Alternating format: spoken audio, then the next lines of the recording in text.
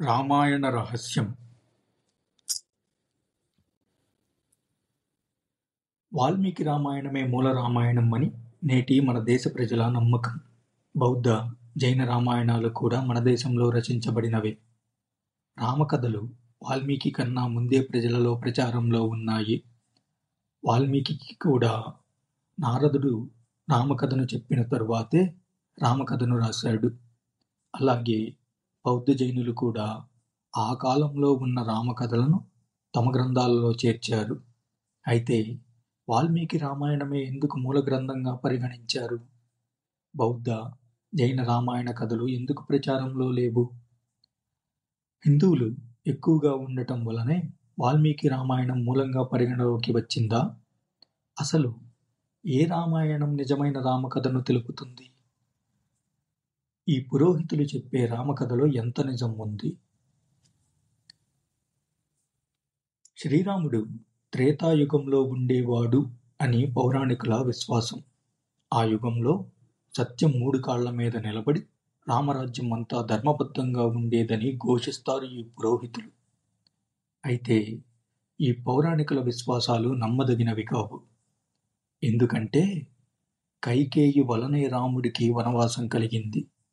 మాంసాహారం అన్ని జాతులలో ఉండేది. మద్యపానం సదాచారంగా ఉండేది. రాజ్యములో జోదము, భోగస్థలాలు విరివిరిగా ఉండేవి. ఆనాడు సత్యకామ జాబాలి వంటి నాస్తికులున్నారు. రాక్షసుల బాధ భరించరానిదిగా ఉండేది. ఇటువంటివి కొన్ని వందలు చూపించవచ్చు. అయితే పురోహితులు పైదానికి ఇలా సమాధానం చెప్పొచ్చు. భూలోకంలో ప్రజలు రాక్షసుల చేతిలో ఇన్ని బాధలు పడుతున్నారు కనుకనే అవతారమూర్తుడు రామునిగా అవతరించి రాక్షసరాజు అయిన రావణుణ్ణి చంపి 11,000 సంవత్సరాలు భూమిపై జీవించాడు. బాగానే ఉంది. అయితే ఆ 11,000 సంవత్సరములు రాముడు తన రాజ్యాన్ని ఎలా పరిపాలించాడు? ఎన్ని నిర్మాణాలు, భవంతులు, ఆలయాలు నిర్మించాడు? అసలు 11,000 సంవత్సరాలు జీవించిన రాముడు సాధించిందేమిటి? ఇలాంటి ప్రశ్నలకు ఆవగింజ అంత వివరణ కూడా మనకు ఎక్కడా కనపడదు. అందుకే పౌరాణికంగా కాకుండా ఈ రామాయణంను కొంచెం లోతుగా పరిశీలించగలిగితే ఆ కాలం నాటి ఆచారాలు, మత విశ్వాసాలు, ఆహారపు అలవాట్లు మనం తెలుసుకోగలం. శ్రీరాముడు వనవాసముకు వెళుతూ కైకేయితో ఇలా శపథం చేస్తాడు. చతుర్దశహి వర్షాణి వాస్యామి విజనే వనే మధుమూల ఫలైర్జీవన్ హిత్వా మునివదాముషిం. అంటే నేను ఈ 14 సంవత్సరాలు మాంసం తినకుండా మునివలే అరణ్యంలో ఉంటాను అని మాట ఇచ్చాడు కైకేయికి. అయితే ఇచ్చిన మాట 4-5 రోజులకే మరిచిపోయాడు రాముడు.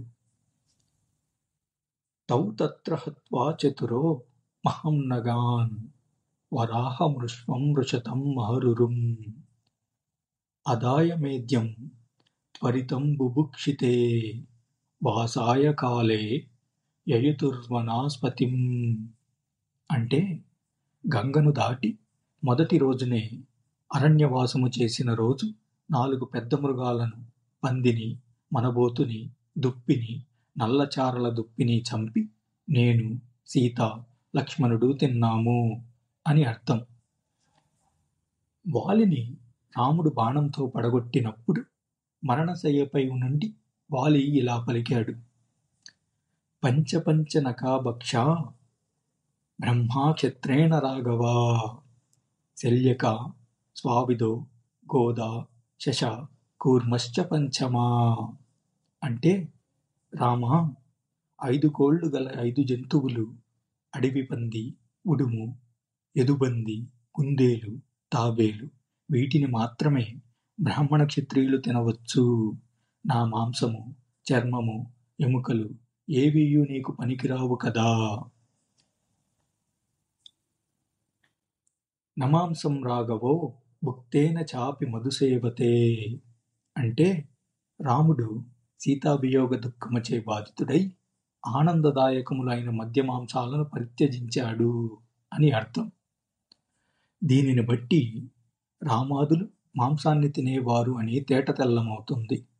ఇలాంటివి ఇంచుమించు 10-20 సార్లు రామాదుల మాంసం తిన్నట్లు వర్ణించాడు మన వాల్మీకి. సత్యకామ జాబాలి అనే వ్యక్తి రామునితో శ్రాద్ధము పెట్టవలసిన అవసరం లేదు అని వాదింపగా రాముడు ఆగ్రహించి ఇలా అన్నాడు: యదాహి చోరా సదా తాహి బుద్ధా తదాగతం నాస్తికమత్ర విదితస్మాది యస్మంక్వతమా ప్రజానాం నాస్తికే నాభిముఖో బుధా. అంటే బుద్ధుడు చోరుడు, తథాగతుని మతము గార్హారము, నాస్తికత్వము అని రాముడు 9వ అవతారమైన బుద్ధుణ్ణి నిందించాడు. సుందరకాండలో సీతాదేవి హనుమంతుడితో రాముడికి ఇలా సందేహం పంపింది: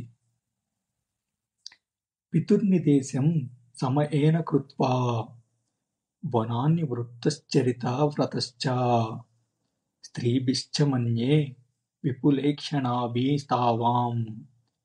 రంచస్యే వితభయా కృతార్థా. అంటే నాగతి ఏమో ఇట్లయినది, రాముడికి ఏమి కొదవా, అతడు వనవాస కాలం ముగిశాక తన ఉత్తమ స్త్రీలను పొంది రమించుచు సుఖముగా ఉండగలడు అని సీతాదేవి అన్నది. దీన్ని బట్టి రాముడికి సీతయే కాక ఇతర భార్యలు కూడా ఉండేవారు అని తెలుస్తుంది. క్రీస్తు శకం 6వ శతాబ్దం వరకు రామపూజకు స్థానం లేదు, రామదేవాలయములు లేవు.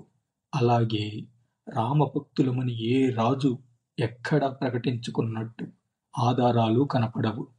క్రీస్తు శకం 6వ శతాబ్దం తరువాతనే రామపూజ ప్రాముఖ్యంను దక్కించుకుంది.